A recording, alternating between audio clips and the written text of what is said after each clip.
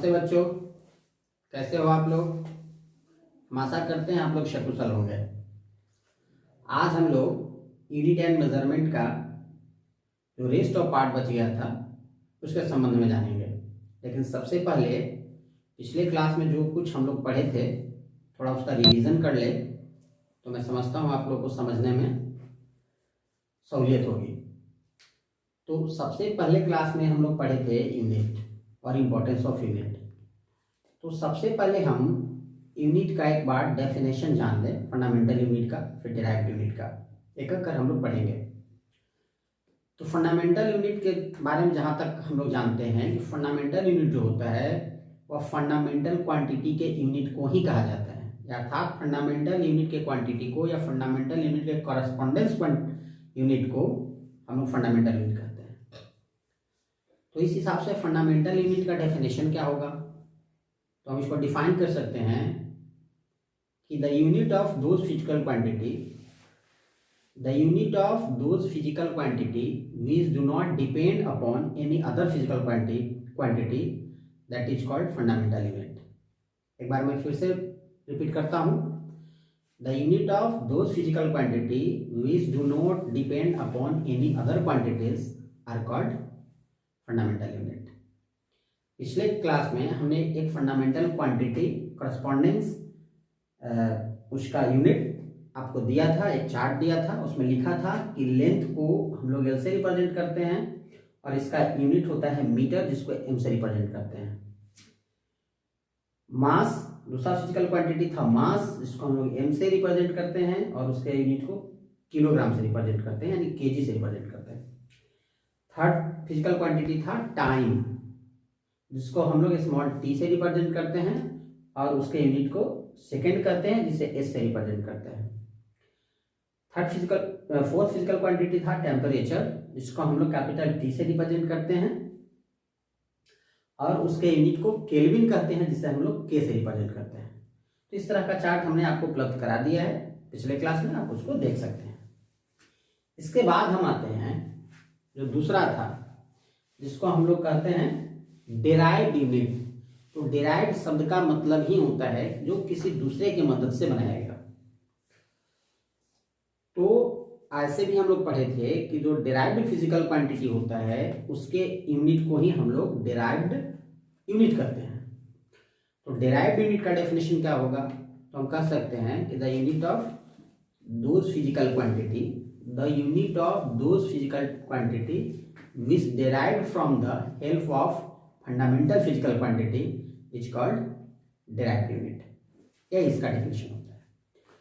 अब derived unit कहेंगे किसको, कैसे समझेंगे, तो सामान्य भाषा में हम कह सकते हैं कि यदि किसी भी फंडामेंटल यूनिट का इस्तेमाल एक से ज्यादा बार होता है तो उसे हम derived यूनिट कहते हैं। एज ए एग्जाम्पल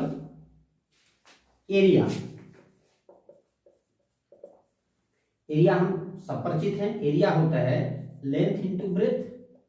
तो लेंथ के लिए भी हम लोग मीटर इस्तेमाल करते हैं और ब्रेथ के लिए भी हम लोग यूनिट मीटर इस्तेमाल करते हैं।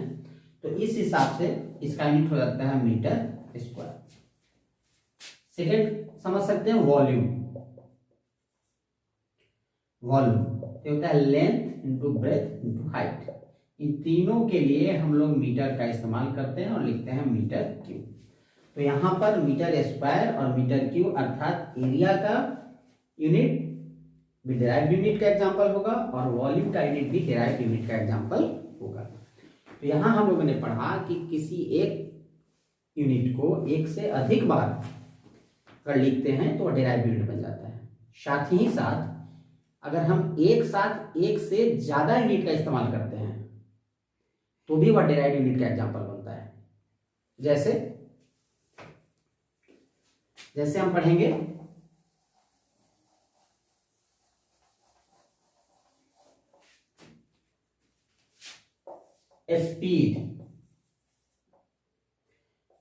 स्पीड होता है स्पीड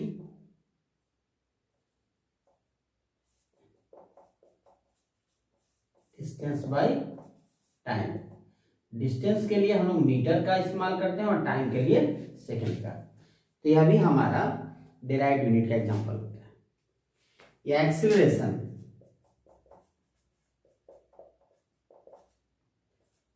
ए और स्मॉल एफ, एक्सीलरेशन होता है मीटर पर सेकेंड स्क्वायर।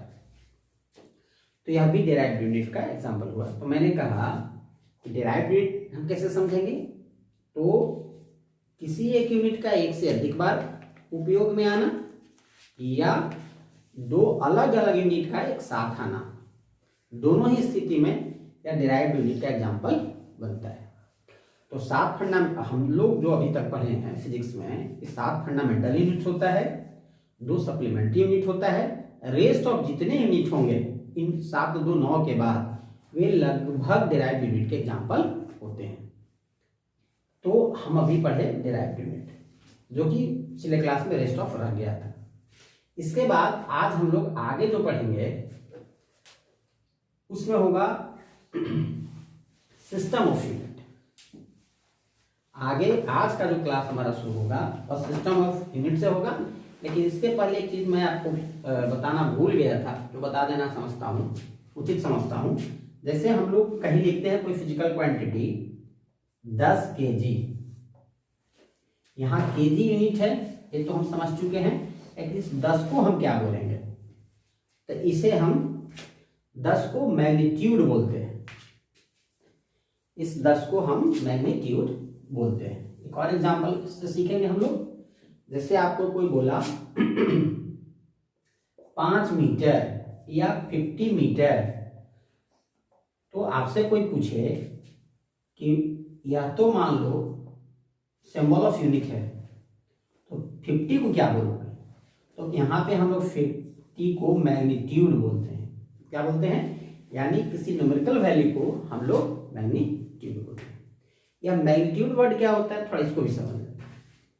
तो किसी भी फिजिकल क्वांटिटी को एक्सप्रेस करने के लिए हम किसी यूनिट का जितने बार, जितने नंबर ऑफ टाइम्स यूज करते हैं, वही उसका मैग्नीट्यूड कहलाता है। एज एग्जांपल, जैसे मान लो कि आप 5 लीटर दूध को मेजर करने के लिए लीटर यूनिट का 5 बार इस्तेमाल करते हो, 5 टाइम्स यूज करते हो, तो वहां वह 5 लीटर बन जाता है। तो 5 वही मैग्नीट्यूड कहलाता है। ठीक है। तो अभी हम कह रहे थे कि अभी हम लोग मैग्नीट्यूड समझ लिए, इसके बाद हम लोग सिस्टम ऑफ यूनिट समझेंगे। तो सिस्टम ऑफ यूनिट 4 तरह का होता है, लेकिन सबसे पहले हम लोग समझेंगे कि सिस्टम ऑफ यूनिट का मतलब क्या होता है। बहुत तो यही समझ नहीं पाते हैं। तो सिस्टम ऑफ यूनिट क्या है तो समझिए।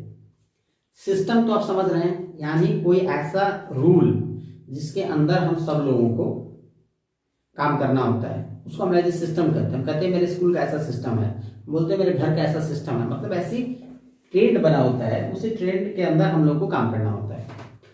तो यहाँ पर ट्रेंड क्या है, तो मैंने पिछले क्लास में बताया था कि पूरे इंटरनेशनल यानी पूरे अंतर्राष्ट्रीय जगत को ध्यान में रखकर फ्रांस में एक international bureau of weights and measure नाम की संस्था है, एक लेबोरेटरी है, वही सब कुछ तय करता है, वही गाइडलाइन देता है। तो उसने एक गाइडलाइन दे रखा है, उसी गाइडलाइन के तहत हम लोगों को काम करना होता है, या जो भी हम पढ़ते हैं उसी के गाइडलाइन के अंदर पढ़ते हैं। तो सिस्टम ऑफ यूनिट में क्या गाइडलाइन है उसको समझेंगे। तो मैंने कहा कि सिस्टम ऑफ यूनिट में हम लोग को 4 सिस्टम पढ़ना है। चारों सिस्टम आप मान के चलो कि international bureau of weights and measure के गाइड में ही है, उससे बाहर कुछ भी नहीं है। तो सबसे पहला सिस्टम है जिसको हम लोग कहते हैं FPS, यानी foot pound second. FPS system of unit कहा जाता है, पूरा नाम होता है इसका FPS सिस्टम ऑफ यूनिट। इसमें F फॉर फुट होता है, P फॉर पाउंड होता है और S फॉर सेकेंड होता है। अर्थात इसका मीनिंग हुआ कि यदि आप लंबाई को फुट में मेजर करते हो, ध्यान रखेंगे फीट और फुट में अंतर होता है। यदि आप लंबाई को फुट में मेजर करते हो तो डेफिनेटली आपको मास को पाउंड में ही मेजर करना होगा और समय को सेकंड में, टाइम को सेकंड में मेजर करना होगा। इसके बाद सेकेंडरी है CGS system of unit. CGS system of unit, इसको हम पढ़ते हैं centimetre gram second, centimetre gram second. यहाँ गाइडलाइन है कि यदि आप किसी लंबाई को सेंटीमीटर में मेजर करते हो तो उसके रिस्पेक्ट में आपको मास ग्राम में और समय को सेकंड में मेजर करना होगा। थर्ड है एमकेएस सिस्टम ऑफ यूनिट, यानी मीटर किलोग्राम सेकेंड। तो यदि आप कहीं लेंथ को मीटर में मेजर करते हो तो उसके करस्पॉन्डेंस मास आपको किलोग्राम में ही लेना होगा और समय सेकंड में लेना होगा। ऐसा सिस्टम बनाया उन्होंने। और जो चौथी है एसआई सिस्टम, इसको इंटरनेशनल सिस्टम ऑफ यूनिट भी कहा जाता है या develop form of MKS system of unit भी कहा जाता है। यह लगभग 1960 में guideline international bureau of weights and measure का आया था, उसके बाद लगभग एसआई सिस्टम प्रचलन में आया। तो ये 4 सिस्टम ऑफ यूनिट हम लोगों को पढ़ना था। इन चारों में अब एक आपस में रिलेशन भी होता है, उस रिलेशन को भी हम जानेंगे, पर हमको लगता है 9th क्लास में हमारा काम चल जाएगा। इतना भी अगर हम जाने तो काम चल जाएगा। अब इसी में हम लोग आगे थोड़ा सा जान लें कुछ स्टैंडर्ड यूनिट ऑफ लेंथ। हम लोग पृथ्वी पर तो सामान्यतः मीटर किलोमीटर में काम चला लेते हैं, माइल। समुद्र के लिए कुछ दूसरा system unit of unit use होता है। इसी तरह से ब्रह्मांड को मेजर करने के लिए बड़े बड़े यूनिट का इस्तेमाल किया जाता है। पृथ्वी के यूनिट से हम लोग ब्रह्मांड के डिस्टेंस को मेजर नहीं कर सकते, अर्थात एक तारे से दूसरे तारे की दूरी को मेजर करने के लिए किलोमीटर पर्याप्त नहीं है।